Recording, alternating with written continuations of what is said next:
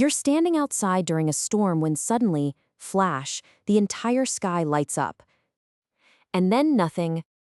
1 second, 2 seconds, 3 seconds. Then comes the boom of thunder. But here's the strange part. That flash and that thunder were created at almost exactly the same moment. So why does one reach you several seconds before the other? The answer comes down to a race between two things that move at wildly different speeds: light and sound. When lightning strikes, it produces an enormous burst of light, and light is ridiculously fast. It travels at roughly 300,000 kilometers per second. At that speed, light could travel around the entire Earth more than 7 times in a single second. So even if a lightning bolt is several kilometers away, the light from it reaches your eyes so quickly that for everyday purposes, it feels instantaneous. Sound is a completely different story. Thunder travels through the air at only about 343 meters per second, although the exact speed changes slightly depending on temperature and other atmospheric conditions. That's still fast. It's faster than many airplanes. But compared with light, it's practically crawling. Imagine a lightning strike happens 3 kilometers away from you. The flash reaches your eyes almost immediately. But the sound has to physically travel through 3 kilometers of air before it reaches your ears. At around 343 meters per second, that journey takes close to 9 seconds. That's why you see the lightning first, and then stand there waiting for the thunder. And this delay actually gives you a surprisingly useful way to estimate how far away a storm is. The next time you see lightning, start counting the seconds until you hear thunder. As a rough rule, every 3 seconds of delay means the lightning was about 1 kilometer away. So if you count 6 seconds, the strike was roughly 2 kilometers away. If you count 15 seconds, about 5 kilometers. In miles, the commonly used shortcut is about 5 seconds for every mile. It's not perfectly precise because the speed of sound changes with atmospheric conditions, but it's a good estimate. Now, that explains why thunder arrives late. But what actually creates thunder in the first place? It isn't the sound of clouds crashing together, and it isn't the lightning bolt somehow exploding like a bomb. The real process is even more dramatic. A lightning bolt can heat the air around it to temperatures of roughly 30,000 degrees Celsius. That's several times hotter than the surface of the sun. And this heating happens incredibly quickly. The air surrounding the lightning channel suddenly becomes extremely hot and expands violently. Think about blowing up a balloon, but instead of slowly filling it with air, imagine it expanding almost instantly.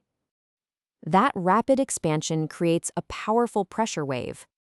As that pressure wave travels outward through the atmosphere, it eventually reaches your ears as thunder. And this also explains something else you may have noticed.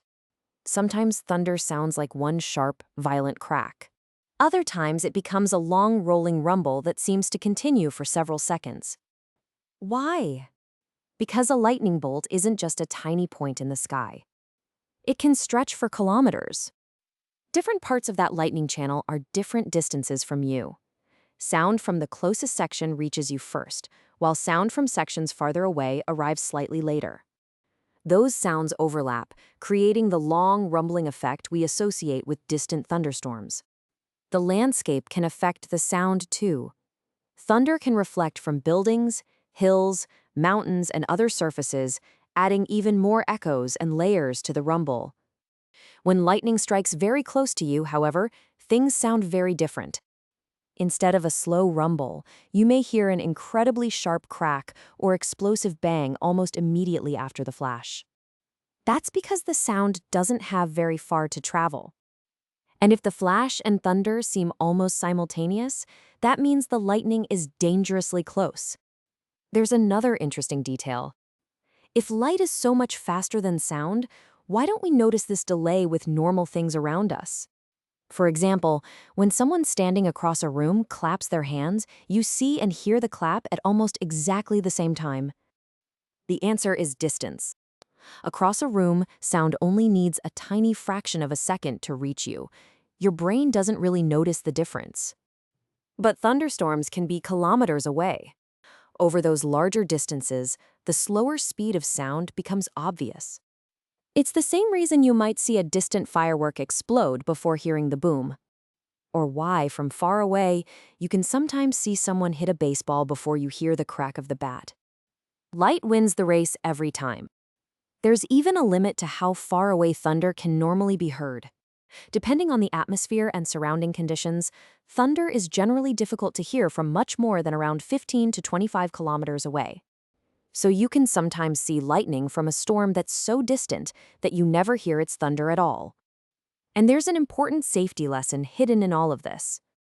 If you can hear thunder, the storm is close enough to be dangerous. Lightning doesn't always strike directly beneath the darkest part of a cloud. Some bolts can travel several kilometers away from the main storm before reaching the ground. So hearing thunder is a sign that it's time to get inside a substantial building or a hard-topped vehicle rather than waiting for the rain to reach you. And now, the next time a storm rolls in and you see the sky suddenly flash, you'll know exactly what's happening. The lightning and thunder were created almost together. But the light races toward you at nearly 300,000 kilometers per second, while the sound slowly makes its way through the atmosphere at only a few hundred meters per second. One arrives almost instantly. The other makes you wait. So when you see that brilliant flash and start counting, 1, 2, 3, you're not waiting for the thunder to happen. It already happened. You're simply waiting for the sound to finally catch up.